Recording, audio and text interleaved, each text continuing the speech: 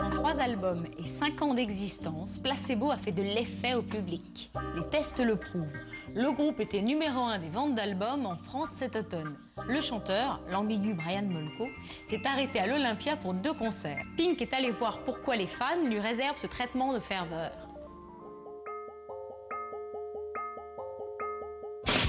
N'ayez pas peur, vous écoutez juste le groupe qui donne envie de retrouver un peu d'espoir et de foi dans le rock, un genre musical qui n'étonne plus personne depuis longtemps. En 5 ans et 3 albums, Placebo, enfant naturel des Cure côté pop et de Sonic Youth côté punk, ont montré qu'on pouvait créer un son inédit même en 2000.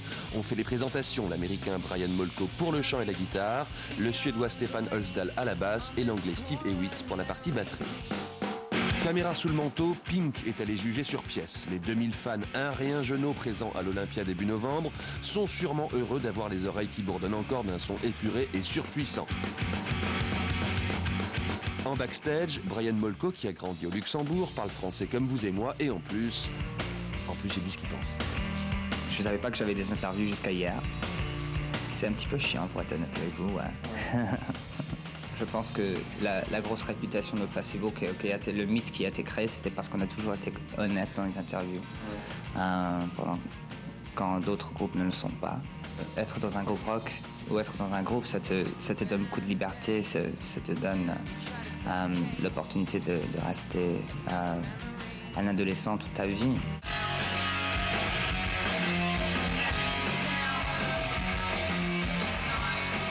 Si on essaie d'écrire des chansons comme Oasis le font d'une façon... maintenant, ça me fait penser à Carlos, tout le temps.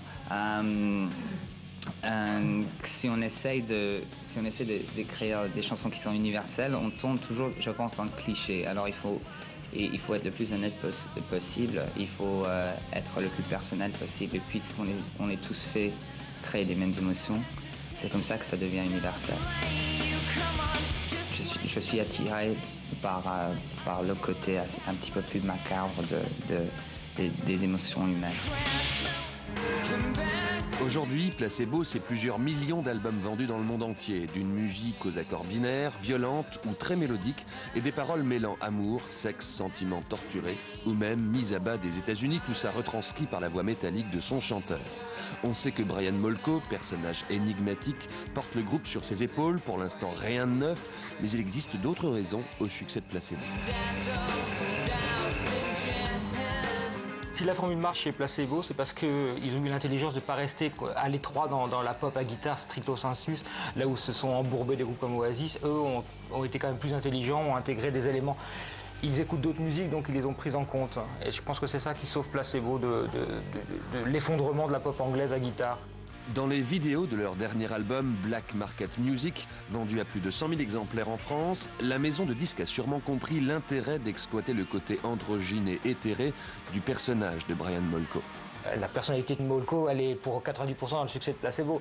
Placebo avec un boudin au chant n'aurait jamais eu ce succès. Non seulement c'est un type qui a vraiment de l'allure, mais en plus un type assez brillant, qui a un discours assez passionnant, qui a une personnalité trouble, ambiguë, qui n'en joue pas trop non plus, qui est à l'affût de tout ce qui se passe, aussi bien au niveau de la mode que de la musique. Donc c'est un type passionnant. Un peu ce que faisait Bowie, d'ailleurs son héros dans les années 70, qui piquait des idées de l'avant-garde et qui les traduisait pour le grand public. C'est ce que fait Molko avec Placebo. Fan de Bowie peut-être, mais les sources d'inspiration du groupe viennent aussi puiser dans ce que la culture musicale française a fait de meilleur, Jacques Brel. Je suis obsédé avec Jacques Brel.